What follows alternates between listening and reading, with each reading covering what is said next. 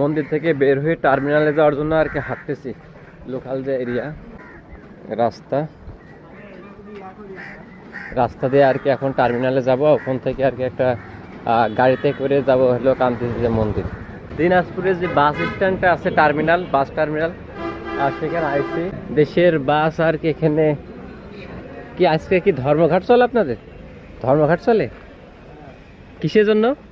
আমি এই যে হ্যাঁ নতুন বাস টার্মিনাল থেকে যাচ্ছিলাম, তো এই যে ভাইদের সাথে পরিচয়। তো ভাইরা মূলত মন্দিরে যাওয়ার যে গাড়িগুলো আছে আমার একটু দেখিয়ে হেল্প করবে। আজকে কি সব গাড়ি কি ধর্মঘাট?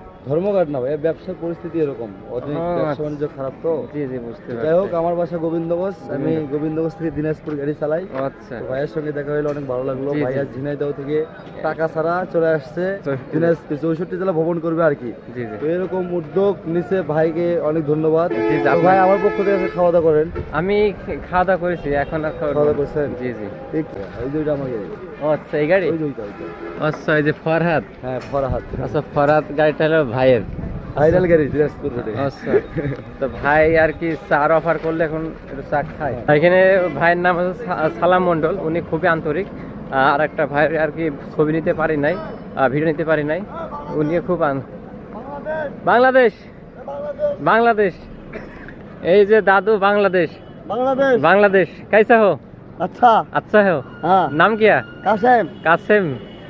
मैं दिनाजपुर आएगा तो सारा दर्शन वीडियो करेगा। ठीक है ठीक है, तो ठीक है, मैं দোয়া करेगा। अच्छा। দাদুর সাথে একটা ছবি হয়ে যায়। হ্যাঁ। কব আমার যাত্রা কবে শেষ হবে আমি নিজেও জানি না। আমি সে দিনাজপুরের বাস টার্মিনাল থেকে এখন কি আর ঢেপা নদী পার হচ্ছি।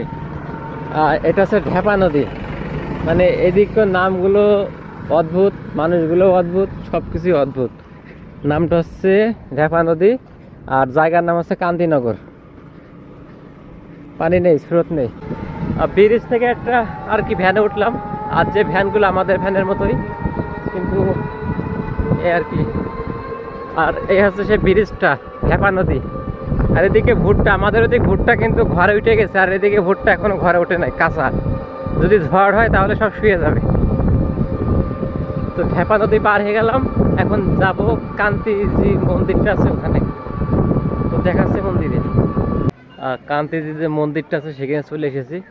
আর এখানে আমার মতো আর কি আরো মানুষ এসেছে, আর আমি যে হাঁটতে যাচ্ছি। আর এখানে দুই পাশে আর কি ফুলের বাগান, গোসলখানা। আমি এই যে কান্তিজি মন্দিরে প্রবেশ করতেছি। আমি সে বিখ্যাত কান্তিজি মন্দিরে চলে এসেছি, যেটা 1704 সালে আর কি নির্মাণ কাজ শুরু করে। আর এই মন্দিরটা হলো দুই রাজা মিলে তৈরি করে। প্রথম রাজা মারা যায়, তারপরে তার ছেলে আর কি এটা সমাপ্ত করে 1762 সালে। আর এই যে উপরে উঠা যাবে না, ভিতরে যাওয়া যাবে না। এখানে খুবই নিখুঁতভাবে কাজ করেছে। এই যে সব কিছু আর কি নিখুঁতভাবে তৈরি করা, পুরোটা মন্দিরে। আর এই যে রাজাদের ব্যবহৃত আর কি কুয়াটা এখানে রয়ে গেছে, চারিদিকে আটকায় রাখছে, ভিতরে কেউ যেতে পারে না। এখানে লেখাই আছে যে মন্দিরে ওঠা নিষেধ, আর কি সবাই আর কি ছবি তুলতে পারবে, কিন্তু এখানে নির্দেশনা হচ্ছে যে এখানে কোনো কে ড্রোন উড়াতে পারবে না।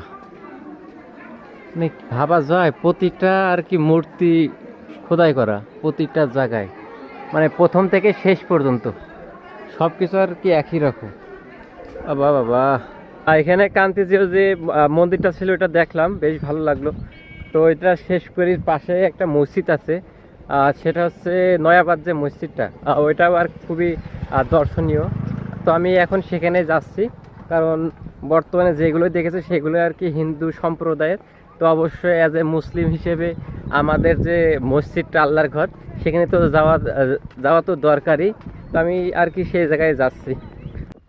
দীর্ঘ 2 কিলো পথ হাঁটার পরে নয়াবাদ যে মসজিদটা আছে, যেটা ইতিহাসে বর্ণিত আছে, আমি সেখানে চলে এসেছি। যেটা আমাকে দেখার জন্য বা আমি দেখার জন্য খুবই আগ্রহ।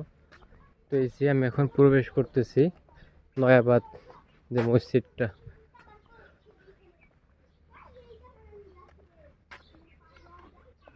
এটা একটা দান বাক্স তৈরি করে রেখেছে। আর যেটা মসজিদের মতো করেই, যেটা দেখতে অবিকল অনেক সুন্দর। আমি এখন মসজিদে প্রবেশ করব জুতা খুলে। এই যে মসজিদটা, আমি মসজিদে চলে এসেছি। এখানে পিশাব পায়খানা সব কিছু আছে, ঈদগাহ আছে, আর এই যে মসজিদের ভিতরটা।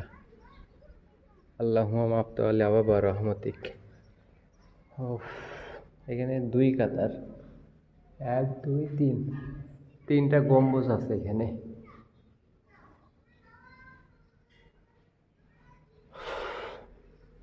তো আলহামদুলিল্লাহ ভিতরে প্রচুর ঠান্ডা। তো মসজিদের ভিতরে চলে এসেছি, যেটা প্রচুর ঠান্ডা। এখন আসরের নামাজ আছে 5টা 15, না হলে নামাজটা পড়ে যেতাম। তো আমার আবার শহরে যেতে হবে এই আর কি। আর মসজিদের বাইরে স্থানীয় এখানে টমেটোর বাগান, প্রচুর টমেটো। আর প্রচুর খিদে লেগেছে, এখন ভাত খাই নাই, 3টা প্লাস বাজে। তো যা কয় কোক।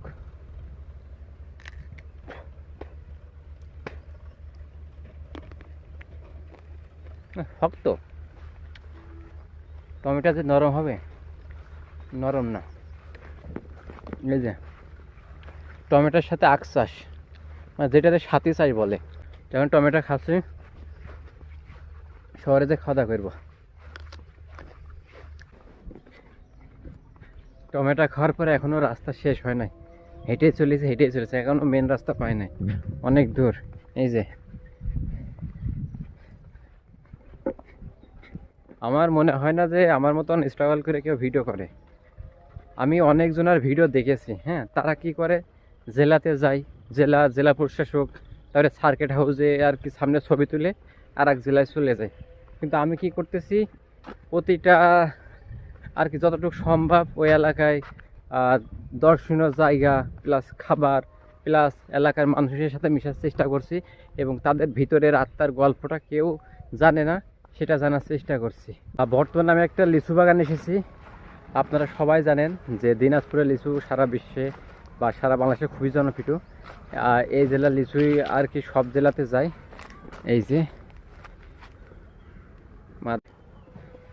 বর্তমানে আমি একটা লিচু বাগান এসেছি, হাঁটতে লিচু বাগানে, কারণ লিচু দিনাজপুরের জন্য খুবই বিখ্যাত। এই যে এইসব লিচু হচ্ছে দেশের বিভিন্ন প্রান্তে চলে যাবে, কিন্তু আমার একটা ভুল হয়েছে যে লিচুর সময় আসার দরকার ছিল, তাহলে লিচু খেতে পারতাম। এই লিচু সারা বিশ্বের কাছে চলে যায়।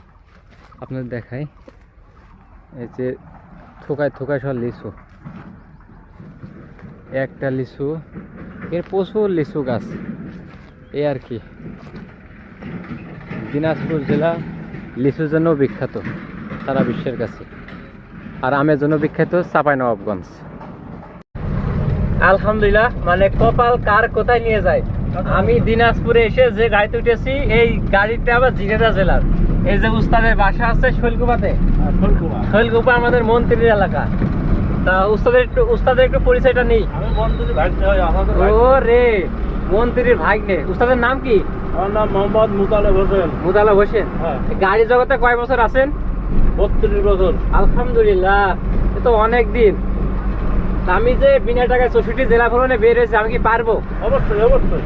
আমার জন্য দোয়া করবেন। আমি আপনার দেশীয় মতো লোক মানে 64 থেকে 120 জেলা ঘুরবেন ইনশাল্লাহ। আমার জন্য দোয়া করবেন, আমি আপনার দেশি ছেলে, এ আর কি। তা ভাবা যায় আমি মন্ত্রীর ভাগ্নের গাড়িতে চড়ে এখন দিনাজপুর শহরে যাচ্ছি, মানে যতটুকু সম্ভব আর কি। ফোনে চার্জ নেই, এখন রুমে যেয়ে আর কি চার্জ দিতে হবে। মানে চার্জ থাকতো, আমার কেবলটা আর কি রুমে ফেলে রেখে চলে এসেছি। কাছে পাওয়ার ব্যাংক আছে, কিন্তু এলো পাওয়ার কেবলটা